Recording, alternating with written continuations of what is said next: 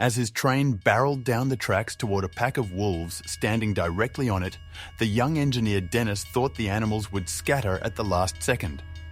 But the predators didn't move, as if guarding something invisible to the eye. The engineer took a gamble and activated the emergency brake lever, knowing that he probably wouldn't be able to stop in time. When the train finally stopped a few meters before the pack of wolves and the grey guardians gradually opened the path for the passengers to get off, they would all freeze in horror when they later heard this story. Dennis grew up in a small village hidden in the vast Siberian forests, where the only local source of income was the railway depot. He was part of a family of hereditary railwaymen. With professional skills passed down to him from his father and grandfather came a particular love for these places. Wanting a graduate education in engineering, the young man went away into the city. But the noise of the corrupt urban world and polluted air made him crave his native lands. Dennis never forgot how the taiga smelled after rain and how the snow crunched underfoot on a frosty day. Back in his hometown, with an engineering degree in hand, Dennis found work at the same depot where generations of his family had worked. He began from nothing, but his will and natural instincts did not go unnoticed. Bit by bit, he was given more and more responsibility and eventually was promoted to senior engineer. And when he became sufficiently seasoned, he was reassigned to freight trains, actual iron giants that travelled over great stretches of Siberia. Dennis loved his job.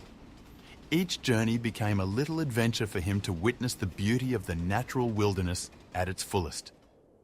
These landscapes were particularly enticing in winter. Boundless snowy plains, trees in fluffy white coats, frozen rivers glimmering like crystals. And on one such winter day in January, when frost turned his breath to swirling silver vapour and sunlight danced on a million snow crystals, Dennis felt that something that would forever change the way he viewed the world around him. It was a routine trip. Dennis was driving a heavy freight train through a snowy forest, enjoying the quiet sight through the cabin window. He looked carefully at the railway tracks that ran in front of him, continuing into the distance. And suddenly, some few kilometers ahead, he spotted some strange dark spot literally on the rails. The engineer took a breath, then looked up. A structure on the tracks was dangerous, but the distance was too far to determine precisely what had impeded the path of the multi-ton train. Dennis scanned vigorously ahead in an attempt to gauge what the obstruction was, poised for an emergency brake at any second. As the train got closer, the black shape became clearer. It was neither a fallen tree nor man-made debris. What he saw caused his heart to race. There were some creatures on the tracks, and they seemed in no hurry to vacate the way. As he got even closer, Dennis was stunned to see a pack of wolves. Grey-white silhouettes offered a stark contrast in the snow. In a tight cluster on the rails, the animals seemed to be purposely blocking the path of the train. Such behaviour was so out of character for these wary predators that Dennis could hardly believe his eyes. He again sounded the horn, immediately, as is the protocol. It reverberated over the taiga, off the trees. Normally a sound like that would send any wild animal fleeing in terror, but the wolves, as he was to learn, didn't even flinch. Instead, they continued standing, forming a living barricade on the train's path. Dennis had only seconds to decide. His survival instinct told him to keep going. The train wouldn't be able to stop over a short distance, and wild animals tended to bolt at the last second, but something about the unusual behaviour of the wolves had made him doubt. After a fraction of a second of agonising hesitation, Dennis yanked down on the emergency brake lever. The animals were just a few dozen metres away. An almost eerie metallic squeal ripped through the taiga's silence as the train's wheels screeched along the rails. The train started to slow, but not fast enough. Eyes closed, Dennis braced for the impact. Every second felt like an eternity. He pictured the mass of the multi-ton machine plunging into the living barrier, and it made him shudder. After the screeching of wheels died away, Dennis opened his eyes and, to his relief, saw that the train had halted only meters away from the wolf pack. But the next thing he saw froze him. The wolves huddled close, heads raised as they howled with worry. There was no fleeing or display of aggression. They appeared to be guarding or defending something.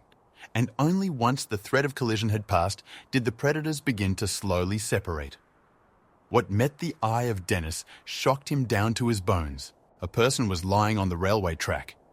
If there were wild predators nearby, Dennis would not venture outside the cabin. But the wolves, as if divining his fears, slowly faded back into the thicket of the woods. Ensuring that the animals have moved out of harm's way, Dennis, clutching a poker for protection, leaped onto the snow and slowly made his way toward the lying figure.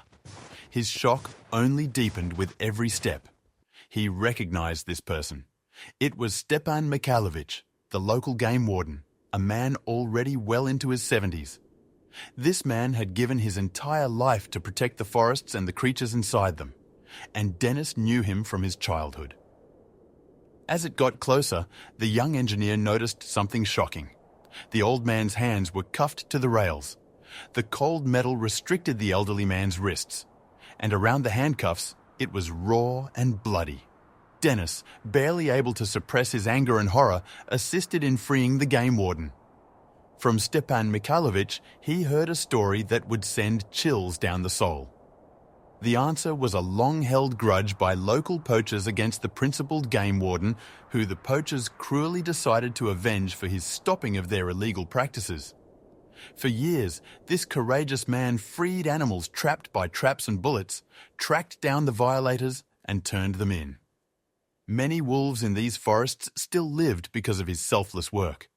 The old man had long been threatened by the poachers, but never thought they'd have the gall to commit such atrocity.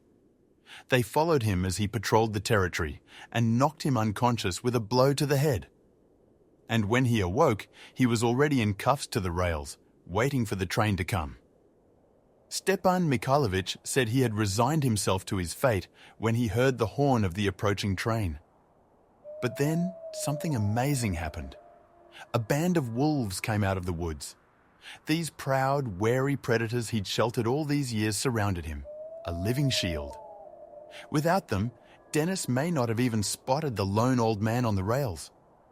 Just in time to halt the multi-ton train, each time he passes through that patch of woods, Dennis slows the train and looks carefully into the snow-dusted fir trees.